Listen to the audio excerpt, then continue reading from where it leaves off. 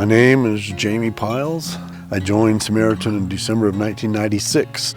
We were homeschooling our kids, and we were already thinking outside the world's box, if you will. And I saw a little tiny classified ad about this new kind of idea I'd never heard of before. My first reaction was, that's the kind of thing that we would do, isn't it? And so I finally called the number, talked to them, and the more I asked them questions, the more I liked their answers. You sit in church week after week, embracing the truth of God's Word. You believe the gospel and claim Jesus Christ as your Lord. Yet you continue to struggle with pornography. You feel like a hypocrite, returning to the sin you hate that mocks the God you love. You desperately wonder, is lasting freedom even possible? Yes, you can overcome pornography, but not alone. 2 Timothy 2:22 says, "Now flee from youthful lusts, and pursue righteousness, faith, love, and peace, with those who call on the Lord from a pure heart." Only by repeatedly running from sin to Christ with other believers can you hope to enjoy lasting freedom. You can live with purity and integrity. Take courage, seek accountability, and do whatever is necessary. Get equipped at accountable2you.com. Hey y'all, this is what? Like kind of like a cross-politic emergency, so? I guess, because Pastor Toby's not here, so it really is an emergency. It really is an emergency. We need a pastor on this show at all times. Yeah. That's why I can leave, but we cannot have this show without a pastor. We always know we definitely need a pastor. Last time Pastor Toby was gone, we started calling Baptist transgenders and stuff like that. It was really bad. We did get in a lot of trouble, didn't we? It was, yeah. Yeah, sorry, Pastor. But we do got a pastor's grandson on. Does that maybe help? I don't think that's how it works. That's not how it works. Okay, no. All right. But thank you. Rory says no. Rory's like, no. I'm just going to bring it in. This is just kind of a special show because Rory was able to kind of do this on the fly. But Nate's son, Pastor Doug Wilson's grandson, Rory, you guys have probably heard it on the news. Rory Wilson goes to Columbia University over on the East Coast and stood in front of the I don't know, you call them like the Hamas rallies or the Palestinian rallies. What do you call them, Rory? What's going on? I guess I've just been calling it the encampment because most of the time it's just been an encampment in the middle of Columbia's campus. Okay. So did you see the Babylon Bee came out today? Basically kind of discovered where all the money's coming from. Obviously George Soros is in there. Apparently Bill Gates Foundation's been funding some of this. But there's about 5 or 6 organizations that have been involved in funding these protests or whatever you call them. Yeah, the money seems to be coming from all over the place, but also pretty typical sources. So I'm not really surprised. I wouldn't necessarily say pro-Hamas protest because a lot of students really, if you were to ask them about it, would not be pro-Hamas. They're just using imagery that I think signals support for Hamas, but okay. I think the majority of students would try to distance themselves from it. Yeah. Okay, can we start somewhere else real quick? Rory, why are you out in Columbia? Could you explain that part? Why are you there, first of all? What's going on? I definitely wouldn't recommend Columbia to most people. Personally, I think it was the right choice as far as just giving myself a challenge. NSA wasn't a challenge for you, huh? You're like, you know what? Columbia looks like some ground to be taken out there. He didn't need an academic challenge. Okay, yeah. Okay. He needed a social, political challenge. So can you work that out for me? Kind of just, why are you out of Columbia? What's the challenge that you look forward to there? And then I want to break into actually the story of what happened. Yeah, well, and I don't mean to say that back home there aren't challenges, that there is an academic challenge, and there aren't, like, wherever you are, there are challenges, and to try to grow in your faith, grow as a person. But for me, I think it was, well, how would I say? Like, it definitely has just been really healthy, I think, for me to try to learn how to interact with people outside of where I grew up. See kind of the state of a lot of my generation, because I've definitely found that Moscow was not representative of a lot of people's experiences, including Christians from all over the place. So I'd say it's given me a lot more gratitude for what I had growing up. Yeah. And it's just hard to really know, to process exactly what's going on apart from seeing it. So like I have had some very good classes at Columbia, because even with it being a very leftist institution, there are some very good scholars still in certain fields, though you definitely need to pick and choose who you study with. Yeah. So I could talk to you about that probably this whole show, but that's not why people are listening. What they're really listening for is to find out. So let's just assume for a second that the most people that are hearing about this are just catching glimpses of what's happening on the news at college campuses. And so they're only hearing a part of the story of what's happening. Could you take us into the narrative, the story where you were at? What happened on campus where you're at? How did it get started? Before we started seeing the videos of you standing in front of the door, what was the lead up to that and how did we get there? Yeah, so protests on campus basically started on October 8th, right after the attack by Hamas on Israel. A bunch of people came out onto campus with Palestinian flags protesting Israel in support of Gaza, in support of Hamas in that instance. I'd say that's what made me probably the angriest of this entire year, was people coming out with that sort of imagery right after brutal terrorist attacks. Absolutely inexcusable. Even if someone was fully... I got a question for you about that. So October 7th was the where the Hamas attacked Israel. Yeah. And you said October 8th, people came out in the middle of university campuses with Palestinian flags and all that stuff. Yeah. Do you think that showed any sort of coordination between even the conflict that happened over in Gaza and America? I mean, in other words, where did they get those flags all of a sudden? I don't know. I guess I don't really remember how many flags they had then. There were tons of people with homemade signs and that sort of thing marching around campus. So that's when it all kicked off. Yeah. And that is, I think, when it was also very, very unsympathetic to a lot of people, including here at Columbia, for very obvious reasons, because a lot of people here have Israeli family. There are a lot of Israeli students. New York is a very Jewish city.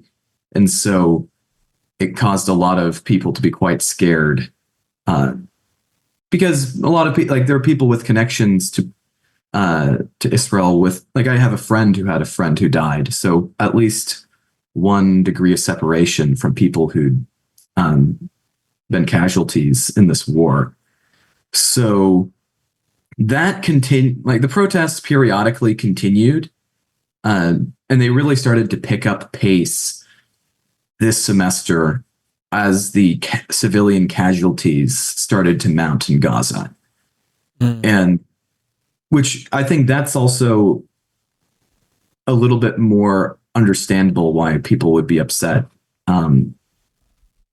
It's obviously there are plenty of Palestinian students too at Columbia. So the sort of suffering that you see as a result of the war really is very tragic. And so it kind of, I think, had a period where it had enjoyed more support among the university because of kind of the current state of the conflict. And then the police came and arrested some students when they were in camp. They were camping in the middle of campus, and that also spurred a lot of people to support the protests who previously hadn't. And then it just became so disruptive and so extreme that I think people started to get tired of it all. And the university lost patience and started suspending students. And all of it, if I were to take a couple steps back, it doesn't surprise me at all. A lot of what people are doing is just what they've been taught in the classroom here. As far as post-colonial radical Marxist theory, right. They have this long course that every student has to take called Contemporary Civ, where you read works of political philosophy, starting with Plato, Aristotle, going through the Bible, some Aquinas, some medieval thinkers, Islamic thinkers, going into John Locke, Hobbes, all that. But then once you get to the end of the course, it starts getting much more radical, and reading guys like Frantz Fanon, who advocate for basically just brutal, violent revolution in the struggle against colonialism, various things. So it's very much something that's taught actively within parts of the university. And so the fact that people are latching onto political causes where they can apply their Marxist theory is no surprise to me. So it's not necessarily something where it's like the main thing is the cause. The main thing is, we get a chance to insert Marxism right here. Let's go. Let's practice what we're being taught. So then, okay, so there's a lot of conversation about the building. What's the building that they wanted to get in and take over, and why particularly that building? And how did you hear about this and get in front of it? So specifically, they had an encampment in the middle of our main quad that they were there for a long time. Finally, the university said that they were going to be suspending all students who are in the encampment. And they decided to take over this hall, Hamilton Hall, which is just the main building for classes. It's got some administrative offices, but also mostly classes. So they, in the middle of the night, had someone sneak in before the building closed to then let in bunch of other people to take over the building and barricade it so that they could occupy it for I don't know how long they were wanting to go, probably as long as they could, or until the university gave in to their demands, which were to divest from any sort of investments in their endowment that connected to Israel, to just a number of different things. Oh, so they actually had demands. This is like... They had lots of demands for the university, many of which were pretty unrealistic. Columbia has a dual degree program with Tel Aviv University. And they have a global center in Tel Aviv because they've got centers around the world: Nairobi, Paris, Tel Aviv, Sao Paulo. Mm-hmm. And so they were wanting the university to sever all ties with Israel, cancel their programs, can't close their center in Tel Aviv, divest any investments that had connection to Israel, which would include any tech industry, things like Google, Microsoft, because Google has offices in Israel. So the university was trying to negotiate with them, but they were not bending. And so it just ultimately escalated to the point where they were taking over campus facilities. But this is why they took over Hamilton Hall, is they're trying to have a callback to the 1968 Vietnam protests at Columbia, where it was pretty crazy then. Something like 700 students were arrested. For taking over the same hall? Yep. Okay. And then... So they're trying to cast themselves into this vision of continuing a legacy of protest, of leftist movements. Yeah. And then you ended up, I don't even know what time at night, but you ended up standing in front of the mob at the door of the hall and just kind of standing right in front of the door. Well, how you got there? So that was like 1 a.m, and I had already gotten into bed, but I hadn't fallen asleep. And I'm in a group chat with a number of friends with some other conservative students. And one of my friends just sent out a notification to everyone saying that people were taking over Hamilton Hall. And then a friend of my roommate and a friend of his got me out of bed.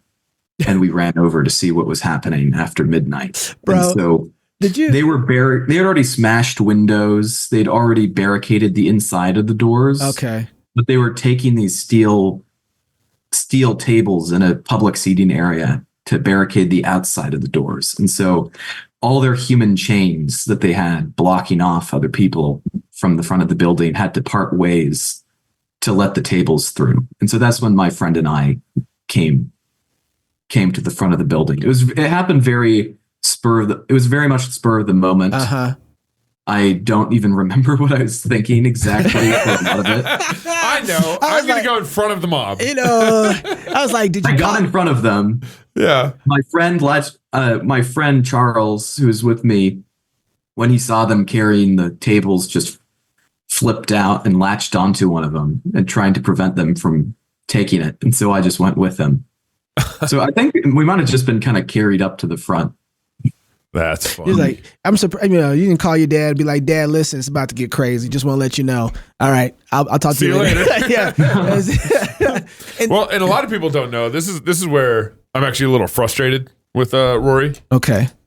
Is because I got arrested back in 2020, and then 2 weeks later, Rory upstages me with StickerGate. And totally like him and his younger brother Seamus just totally upstage me.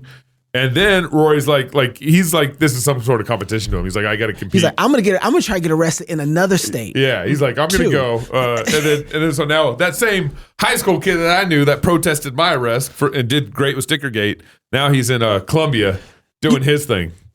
Rory, I got to ask you. So there's a lot of people who are seeing this nationally, and you've probably seen some of the social media conversations where a lot of people are saying, you know what, dude?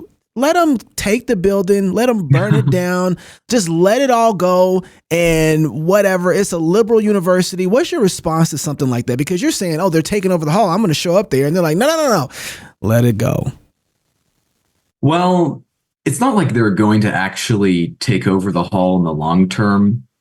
Something was going to happen. It's more just a matter of, nobody had been standing up to them at all. And incredible.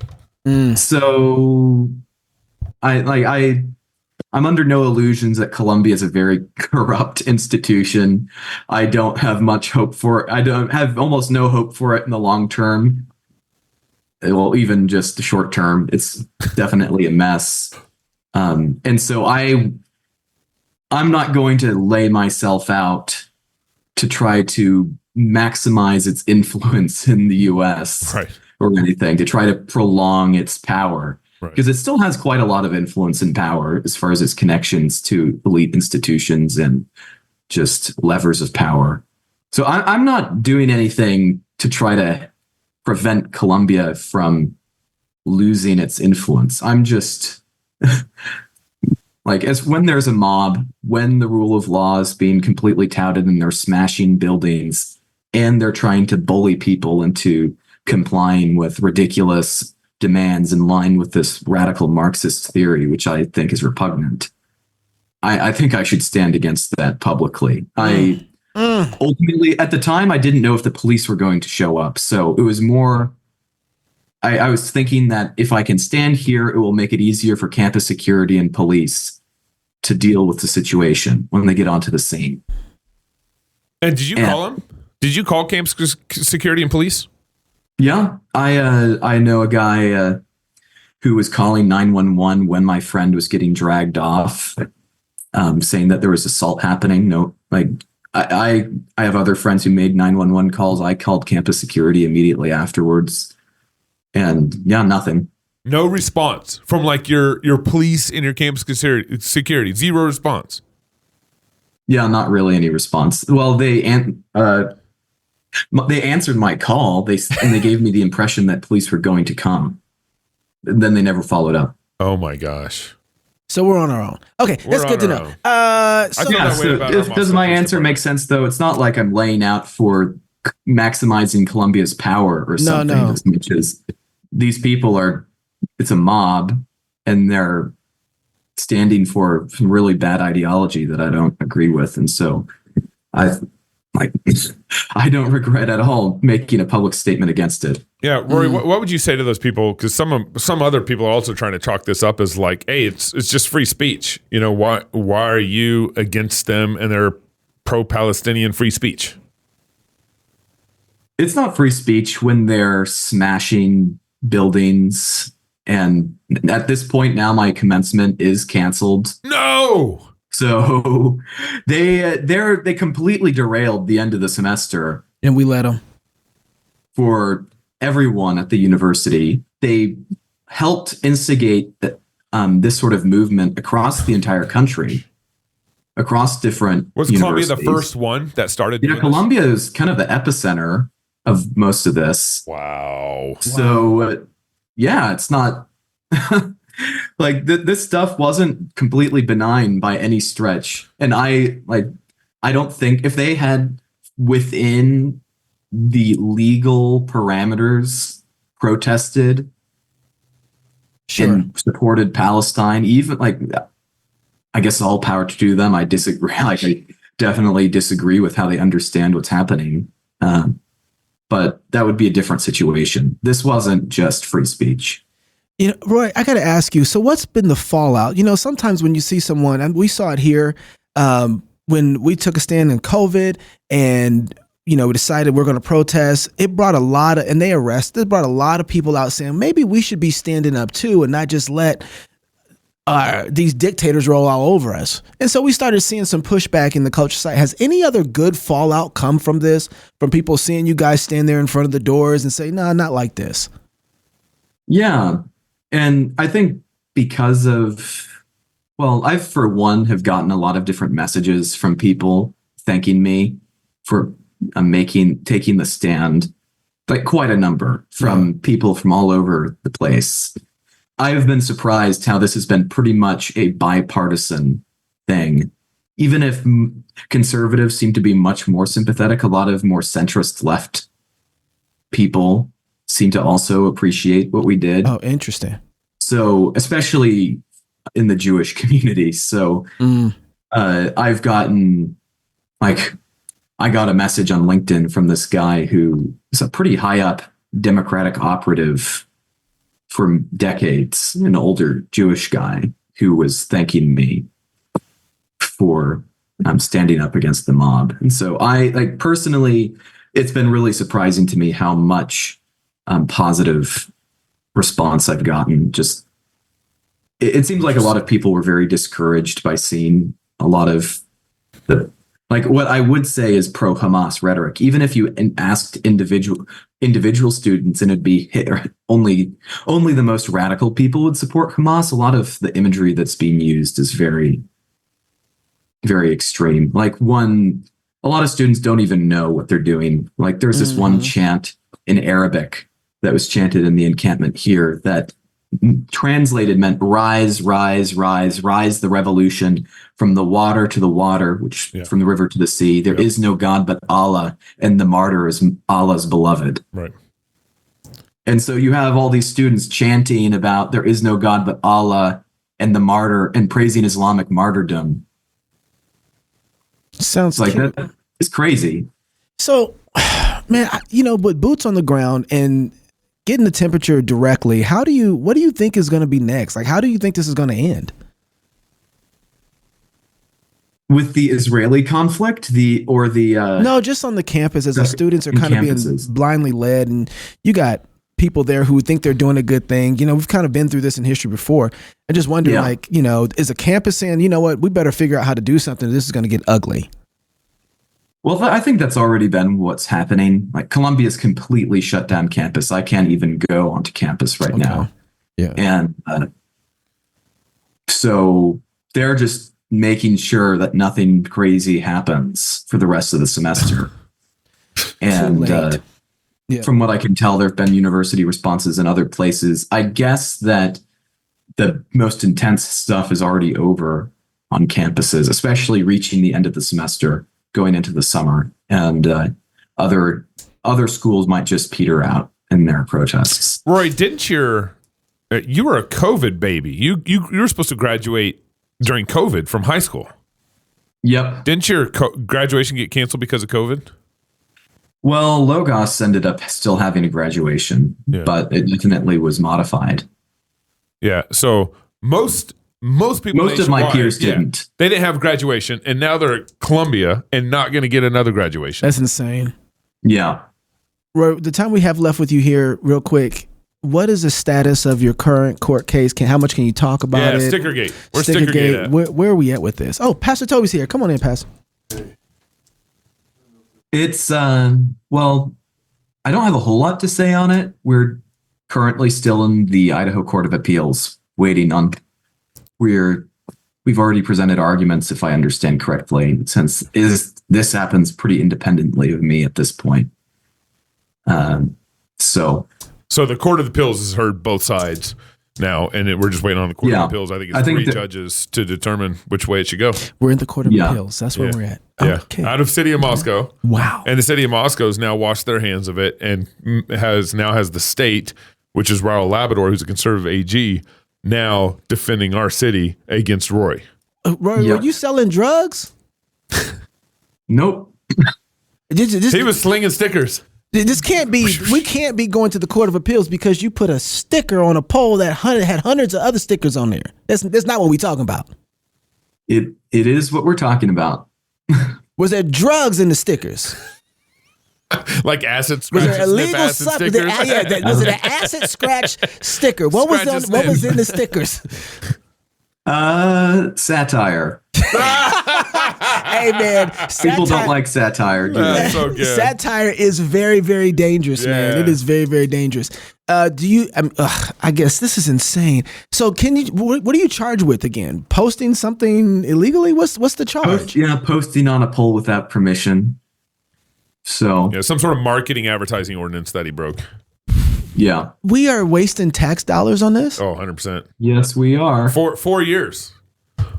He's going on 4 years. It's still going. September will be 4 years, bro. It must be nice not to have any bad guys in Moscow, Idaho, or in Idaho, period. It must be really nice. Like there must be no. I sat in the same courtroom as Koberger, so it's not like any. My goodness. Shut up. All right. So we just need to. We do have some crime, don't we? Man. Watching that satire get you in trouble, bro. That is insane. All right, bro. Yeah. So with this, we went through the local court, we went through the district court, and the Idaho Supreme Court didn't take the case up. So we're in the Court of Appeals. We would have one more appeal to the Supreme Court, Idaho Supreme Court, if they don't take it up. Technically, if they took it up and then they gave us a negative response, we could appeal to the U.S. Supreme Court, but I highly doubt that's going to happen. I've had friends with drug charges and gun charges that have had easier cases to deal with and not been stickers. Not stuck to it, and then yet here you are with stickers in our chief of police. No drugs in them. Our new chief of police is going to just be doing his job for us. Well, Rory, appreciate you, brother. God bless you. Thanks for coming on to the show. And we're going to be praying for you because I don't think this is over. We've already got an introduction of what the next couple of years are going to be looking. You're going to be dealing with the law a lot, obviously. So thanks, man. Have a good one. Well, my pleasure. And Columbia's been a crazy place. So I don't really recommend it to people, but I'm glad you're out there.